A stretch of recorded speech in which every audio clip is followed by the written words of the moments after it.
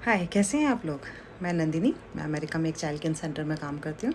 ये मेरा lunch time था तो सोचा आप लोगों से कुछ बातें की जाए, उसके बाद मैं घर जाके लंच करूँगी।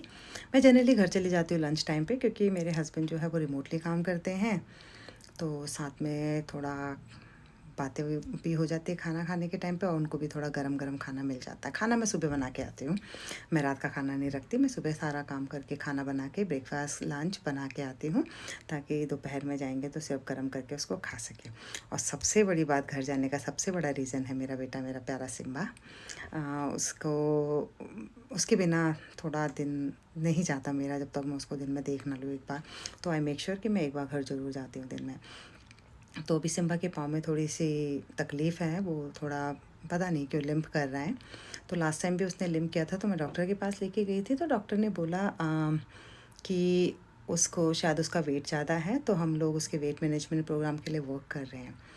तो होपफुली वो आज जल्दी ठीक हो जाए। और अभी मैंने उससे डॉक्टर से अपॉइंटमेंट ले लिया है। Next week we are seeing a doctor. और अभी उन डॉक्टर ने मुझे बोला है जो भी पेन किलर उन्होंने दिया था उसी को कंटिन्यू करने के लिए, तो हम वो वही कंटिन्यू कर रहे हैं। तो आज चलिए ज़िंदगी के बारे में बात करते हैं थोड़ा बहुत। देखते हैं कि ज़िंदगी हमें कब कहाँ कैसे किस मोड़ पे लेके आती है, उस बारे में बात करते हैं। तो मैं अपने पर्सनल एक्सपीरियंस से बताऊंगी। जब हम लोग बहुत छोटे थे तब शायद हम लोग मूवी में ही देखते थे, तो अमेरिका का वो टॉर्च वाली लेडी है ना, जिसको हम बोलते हैं स्टैचू, लिबर्टी स्टैचू और समथिंग लाइक दैट। तो वही देखते थे और ना कभी सोचा था, ना ही उतने बड़े ख्वाब देखे थे कि हाँ हम भी कभी अमेरिका जाएंगे, हम भी कभी अमेरिका में रहेंगे। मैंने अपनी लाइफ में कभी नहीं सोचा था जब तक कि मेरे शादी के बाद बैंगलोर नहीं आई। और बैंगलोर आने के तुरंत बाद भी ये सब कुछ मेरे दिमाग में नहीं था। जब मैं एसएफएस में काम करने लगी तो वहाँ पे लेडीज़ जो थी उनके हस्बैंड यूएस में रहते थे और वो लोग समर वेकेशन के लिए यूएस में जाते थे। तो वहाँ से वापस आने के बाद वो अपने एक्सपीरियंस शेयर करते थे, तो मैं भी सोचती थी कि यार कितनी अच्छी लाइफ है ना, यूएस जाएंगे कितना मज़ा आता होगा, अलग देश है ये वो सब। तो मैं भी मैंने हस्बैंड को पुश करने लगी कि आप भी चलो यूएस जाएंगे ये है। तो वो मेरी बात कम ही सुनते हैं, नहीं सुनते हैं, कम सुनते हैं। लेकिन कुछ चीज़ों में उनको नहीं पसंद है कि ये चीज़ें एक्चुअली जो मुझे नहीं पता जहाँ पे कि शायद उनको जाना था नहीं जाना था, बट उन्होंने बोला वी विल सी, हम देखेंगे करके बोला। तो फिर उन्होंने मुझे कुछ बताया नहीं। टाइम आया जब बोलते चलो वीज़ा लगाने जाना है चेन्नई, तो हम लोग चले गए। भगवान की कृपा से आज मैं यहाँ बैठी हूँ। तो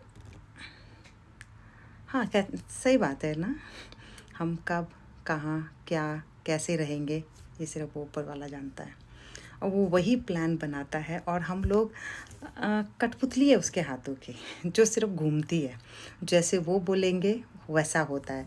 हम लोग सोचते हैं यार हम सबको नचा रहे, हाँ नहीं, हम किसी को नहीं नचा रहे। नचाने वाला सिर्फ एक है, वो है ऊपर वाला।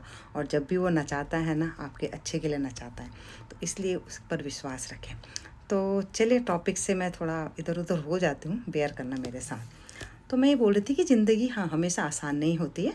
कुछ दिन आपकी हिम्मत, आपके सब्र और आपके विश्वास की बहुत परीक्षा लेते हैं। और लेकिन आपको उससे डरना नहीं है, हमको उससे डरना नहीं है, क्योंकि वो है ना, वो जो चीज़ें जो हमारे रास्ते में कठिनाई आ रही है, या हमारे जो टेस्ट हो रहे, छोटे छोटे जो टेस्ट होते हैं ना, आज का दिन अच्छा नहीं गया, वो एक टेस्ट था, क्योंकि कल वो बहुत सुंदर होने वाला है। तो इसलिए वो कुछ ना कुछ सिखा कर ही जाती है हमें। वो जो हमारी सीख होती है ना ज़िंदगी में, जो भी कुछ हम करते हैं वो हमें कुछ ना कुछ सिखाती है। हमारे जितना भी हमारी परीक्षा हो रही है, टेस्ट हो रहे हैं, ये ध्यान रखना है कि वो हमेशा कुछ ना कुछ सिखाते हैं। कहते हैं ना, जितनी अंधेरी रात होती है उसके बाद की सुबह उतनी ही खूबसूरत होती है।